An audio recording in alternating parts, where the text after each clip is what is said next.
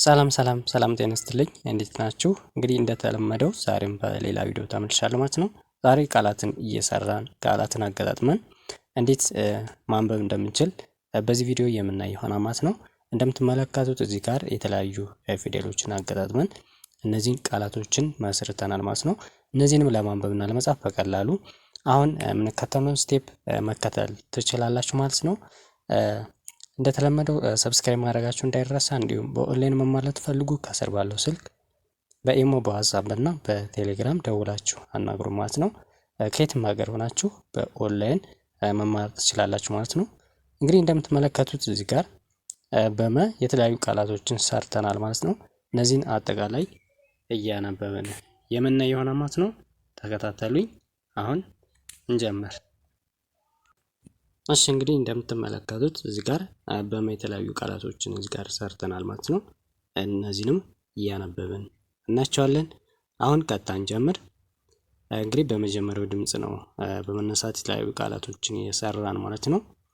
መ ን ገድ ይላል ማለት ነው። በአንድ ላይም ስናነበው መንገድ ይላል። መንገድ ብለን በቀላሉ ማንበብ እንችላለን ማለት ነው። ከዛ ቀጥለን መሄድ ይላል። በአንድ ላይም መሄድ ብለን እናነባዋለን ማለት ነው። በቀላሉ በዚህ መንገድ ማንበብ እንችላለን ማለት ነው። ከዛ ቀጥለን መጋራት ይላል። በአንድ ላይ ስናነበው መጋራት ይሆናል። መጋራት ብለን እናነባዋለን ማለት ነው። መካፈል ይላል። ቀጥሎ መካፈል፣ በአንድ ላይ መካፈል ብለን እናነባቸዋለን ማለት ነው። ይሄን ይመስላል። ከዛ ቀጥሎ ደግሞ በሰ የተለያዩ ቃላቶችን እዚህ ጋር የምንሰራ ይሆናል ማለት ነው። አብራችሁን ቆዩ። እሺ ቀጥሎ የምናገኛቸው የሰ ፊደሎችን እነዚህን መነሻ በማድረግ የተለያዩ ቃላቶችን አሁንም እየሰራን እናያለን ማለት ነው። በመጀመሪያው በሰ እንጀምር። ሰራተኛ ይላል። በአንድ ላይም ሰራተኛ ብለን እነዚህን ቃላቶችን መስራት እንችላለን ማለት ነው። ከዛ ቀጥለን ሰልፈኛ ብለን እናነባቸዋለን። ሰፈር ሰፈር፣ ሰበበኛ ሰበበኛ። እዚህ ጋር ሁለት አይነት በተመሳሳይ ድምጽ የሆነ ፊደል ተጠቅመናል ማለት ነው።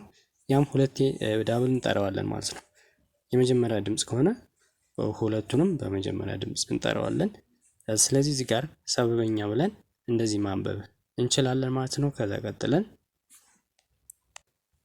ከዚህ ጋር በረ የተሰሩ ቃላቶችን እናያለን ማለት ነው። የመጀመሪያው ረድኤት ይላል። ረድኤት እንደዚህ ብለን ነው የምናነበው። ከዛ በመቀጠል ረበሸኝ ይላል። ረበሸኝ። ርዕሳስ ርዕሳስ፣ ሮኬት ሮኬት፣ እንደዚህ ብለን ነው የምናነባቸው ማለት ነው። እንግዲህ ቃላትን አገጣጥመንና አነጣጥለን በዚህ መልኩ እናነባቸዋለን ማለት ነው። ከዛ ቀጥሎ ሰላምታ ሰላምታ ሰላምታ፣ ሰዎች ሰዎች፣ ሰውነት ሰውነት፣ ሳሙና ሳሙና፣ እንደዚህ ብለን ነው የምናነባቸው ማለት ነው። በቀላሉ በዚህ መልኩ ማንበብ እንችላለን። ከዛ ቀጥለን ሸበሸበ ይላል።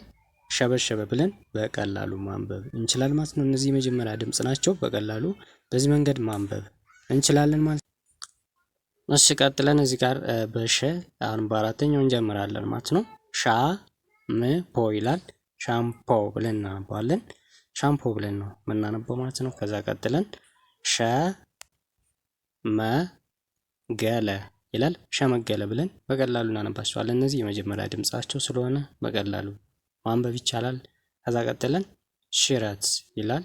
ሽረት ስድስተኛ፣ አንደኛ ስድስተኛ ሽረት። እሺ ከዛ ቀጥሎ እዚህ ቃል ላይ እንጀምራለን ማለት ነው። ቀለበት ይላል። የመጀመሪያው ቀለበት እንግዲህ በመጀመሪያ ድምጽን ተጠቅመን ቀለበት ብለን ይቺ ስድስተኛ ድምጽ እንደዚህ ብለን እናነባቸዋለን። ከዛ ቀጥለን ቁመት ቁመት ይላል ማለት ነው። ቁመት። ቃጠሎ ቃጠሎ፣ ቅመም ቅመም፣ እንደዚህ ብለን እናነባቸዋለን። እንግዲህ እነዚህን ለማንበብ በጣም ቀላል ነው። ስማቸውንና ድምጻቸውን በትክክል መያዝ ነው ማለት ነው። ማለትም ድምጻቸውንና ቅርጻቸውን በደንብ እንይዛቸዋለን። ከዛ በኋላ በቀላል ማንበብ እንችላለን ማለት ነው። እሺ ከዛ ቀጥለን በረከተ ይላል። በአንድ ላይም በረከት በረከት ብለን እናነባዋለን ማለት ነው። ከዛ ቀጥለን ቦንዳ በአንድ ላይ ቦንዳ ብለን እናነባዋለን። ቡራ ቡሬ እዚህ ጋር ቡራ ቡሬ ብለን እያንዳንዱ የራሳቸውን ስም በመጥራት በቀላሉ እናነባቸዋለን ማለት ነው። እሺ ከዛ ቀጥለን ብርድ ይላል። ብርድ ብርድ ብለን እንደዚህ በቀላሉ እናነባቸዋለን ማለት ነው። ከዛ በመቀጠል ተመለስ ይላል። ተመለስ ብለን እንደዚህ በቀላሉ ማንበብ ይቻላል ማለት ነው። የመጀመሪያ ድምጻቸውን በመጠቀም እንደዚህ ብለን እንጠራቸዋለን ማለት ነው። ተመለስ። ከዛ ቀጥለን ተነሳሳ ተነሳሳ፣ ተከተል ተከተል፣ ተረት ተረት እንደዚህ ብለን እናነባቸዋለን። በጣም ቀላል የሆኑ ቃላቶች ናቸው ማለት ነው። እነዚህም በዚህ መልኩ ማንበብ እንችላለን። ከዛ ቀጥለን ቸርነት ይላል። ቸርነት፣ ቸለሰ ቸለሰ፣ ችብስ ችብስ፣ ችግኝ ችግኝ እንደዚህ ብለን ነው በቀላሉ የምናነባቸው ማለት ነው። እንግዲህ የመጀመሪያውንም ስድስተኛውን ሌሎችንም ልንጠቀም እንችላለን። ከነዚህ ቃላቶች ላይ በዚህ መልኩ ማንበብ ይቻላል ማለት ነው። እሺ ከዛ ቀጥለን እዚህ ጋር ነገስታት ይላል። ነገስታት ነገስታት፣ ቀጥሎ ነጋሪት ነጋሪት፣ ጋ አራተኛ ድምፅ፣ ሪ ሶስተኛ፣ ስድስተኛ ድምፃቸውን በትክክል ካወቅን በኋላ በዚህ መንገድ መጻፍና ማንበብ እንችላለን ማለት ነው። ነጋዴ ይላል። እዚህ ጋር ነጋዴ፣ ነደደ ነደደ፣ እንደዚህ ብለን በጣም በቀላል መንገድ በዚህ መልኩ ማንበብ እንችላለን ማለት ነው። እሺ ቀጥሎ የምናገኛቸው በአ የተሰሩ ቃላቶችን ነው ማለት ነው። አረፈደ ይላል። አረፈደ። አጋነነ አጋነነ፣ አሰቃየ ይላል። አሰቃየ። አበረታ ይላል። አበረታ ብለን በአንድ ላይ እያይዘን እናነባዋለን ማለት ነው። ከዛ ከመረ ይላል። ከሰለ፣ ከደነ፣ ከዘነ ብለን እነዚህ በመጀመሪያ ድምፅ የተሰሩ ቃላቶችን በዚህ መልኩ እናነባቸዋለን ማለት ነው። እሺ ከዛ ቀጥለን ወገን ይላል። ወገን፣ ወጠረ፣ ወቀሰ፣ ወንዝ፣ ወንዝ እንደዚህ ብለን እናነባቸዋለን። ከዛ ቀጥሎ አምድ ይላል። አመት፣ እድሜ፣ ዑደት፣ ዑደት፣ ዘንግ፣ ዘንግ፣ ዘለለ፣ ዘገየህ፣ ዘገየህ፣ ዘንድሮ፣ ዘንድሮ እንደዚህ ብለን ነው የምናነባቸው። እሺ ቀጥለን እዚህ ጋር ድፍረት ይላል። ድፍረት፣ ድርሰት፣ ድርሰት፣ ድክመት፣ ድክመት፣ ድሮ፣ ጀርባ፣ ጀልባ፣ ጀግና፣ ጀበና።